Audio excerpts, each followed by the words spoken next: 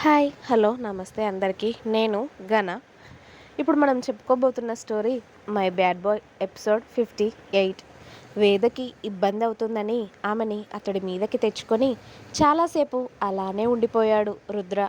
వేదకి కూడా ఆ మూమెంట్ చాలా నచ్చేసి అలానే ఉండిపోతుంది రుద్ర గుండె చప్పుడు వింటూ. రుద్ర కూడా వేదని ఏమనకుండా వేద తల నిమురుతూ ఉండిపోయాడు. అందరూ ఇంటికి వచ్చిన తర్వాత మీనాక్షి గారు వేదని పిలవడంతో ఒంటి నుండి ఎప్పుడో వేరైన చీరని అడ్డదిడ్డంగా కట్టుకొని వాష్రూంలోకి దూరి ఫ్రెష్ అయ్యి డ్రెస్ వేసుకొని బయటికి వచ్చింది. వేద వచ్చేసరికి ఆ రూమ్ని కాస్త నీట్గా సర్దిపెట్టాడు రుద్ర. ఉదయం నుండి ఎవరూ కనబడకపోవడంతో వెంటనే వేద కిందికి పరిగెత్తి మీనాక్షి గారిని చూసి, అత్తయ్య ఐ మిస్ యూ.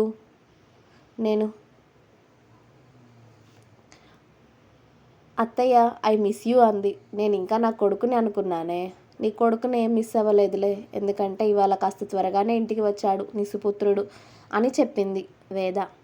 అవునా?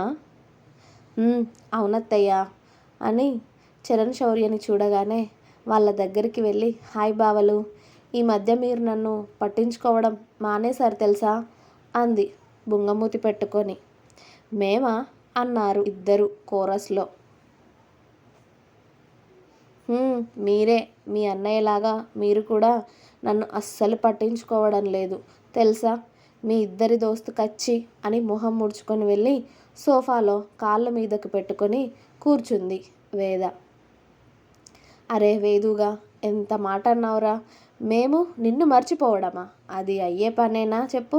సరే, మా వేదుగాడి కోపం పోవాలి అంటే మేమేం చేయాలి అని అడిగాడు చరణ్ శౌర్య వేద గడ్డం పట్టుకొని. ఏమడిగినా చేస్తారా అయితే అంది వేద. ఏమడిగినా చేస్తాంరా, కాకపోతే అది మా అన్నయ్య దగ్గర ఇరికించే పని అయితే కాకూడదు అన్నాడు చరణ్ బాబు. అబ్బా అదేం కాదులే చరణ్ బాబు అంది వేద. ఓ, పేరు పెట్టి పిలుస్తున్నాడా మా వేదుగాడు అని నవ్వాడు శౌర్య. అవును పిల్లలు, ఇప్పుడు నేను మీకు వదిననవుతాను కదా, మీకన్నా నేను పెద్దదాన్ని తెలుసా అంది వేద నవ్వుతూ పెద్ద ఫోజులు కొడుతూ. అలాగే వదినమ్మ గారు అని శౌర్య చరణ్ ఇద్దరూ కూడా వేద నవ్వులో జత కలిపారు. వాళ్ళని అలా చూసి మీనాక్షి గారు మురుసుకుంటూ వాళ్ళ చుట్టూ చేతులు తిప్పి మెటికలు విరిచారు. రుద్ర కూడా వాళ్ళ మాటలన్నీ వింటూ చిన్నగా నవ్వుకుంటూ ఉన్నాడు పైనుండి. సరే, ఏం కావాలో చెప్పురా అని అడిగాడు శౌర్య. మరేమో పానీపూరి ఇంకా చాట్ అలాగే సమోసా ఇవన్నీ తినక ఎన్ని రోజులు అవుతుందో తెలుసా బావా. ప్లీజ్ ఇప్పుడు బయటికి వెళ్ళి ఇవి తినేసి వద్దాం.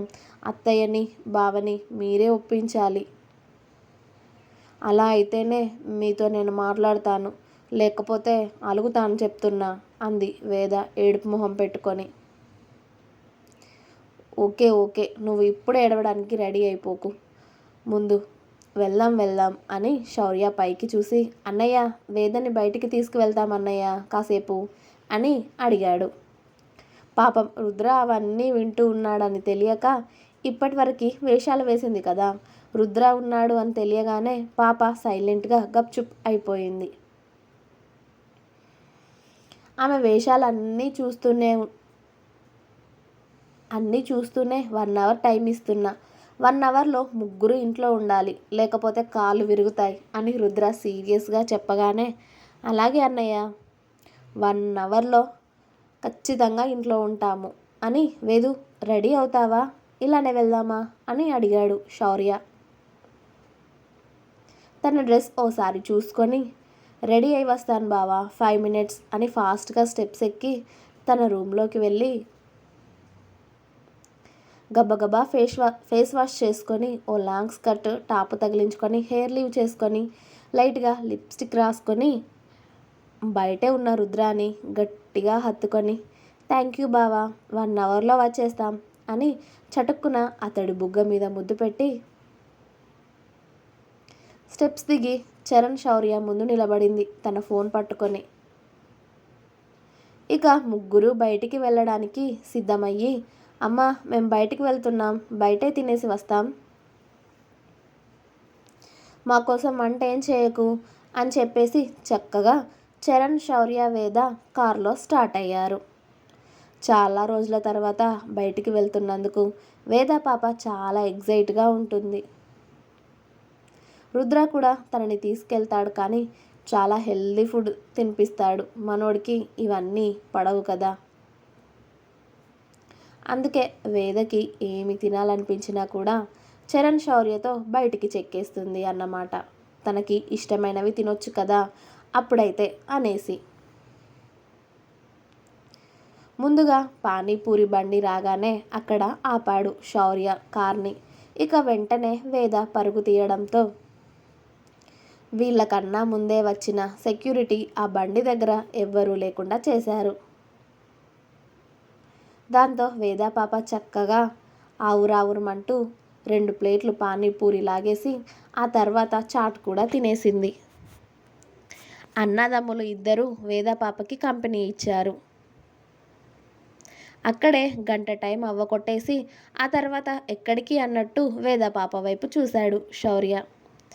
ఎక్కడికి వెళ్దాం అని వేద ఆలోచిస్తూ, మాల్కి వెళ్దాం పదండి పిల్లలు, షాపింగ్ చేసుకొని ఏమైనా తిని అప్పుడు ఇంటికి వెళ్దాం అంది. రేయ్ వేదుగా, అన్నయ్య మనకి గంటనే టైం ఇచ్చాడురా, నువ్వు షాపింగ్ అంటే ఇప్పుడు ఎన్ని గంటలు అవుతుందో తెలుసా అన్నాడు చరణ్.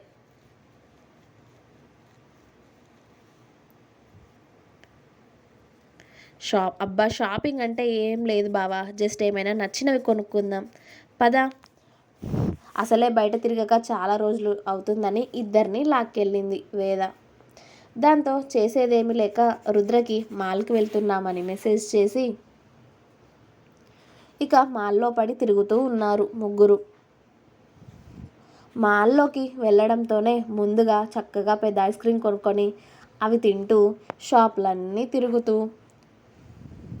తనకి నచ్చినవి సెలెక్ట్ చేస్తూ వాటికి బిల్ పే చేయమని వెనక ఉన్న చరణ్ శౌర్యకి చెప్పి తను మాత్రం ఎంజాయ్ చేస్తూ తిరుగుతుంది వేద.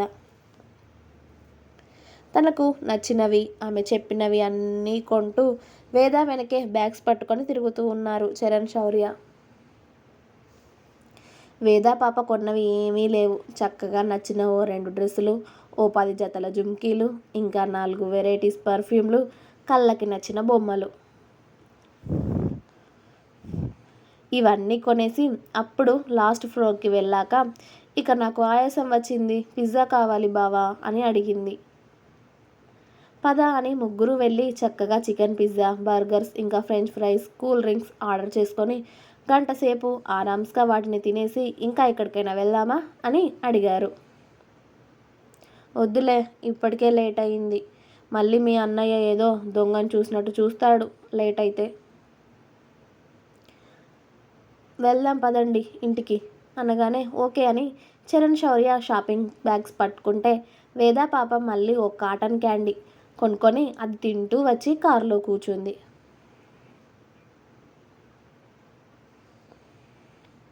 ఇంకా ఉంది. మీకు నా స్టోరీ నచ్చినట్టయితే ప్లీజ్ లైక్ చేయండి, షేర్ చేయండి, కామెంట్ చేయండి.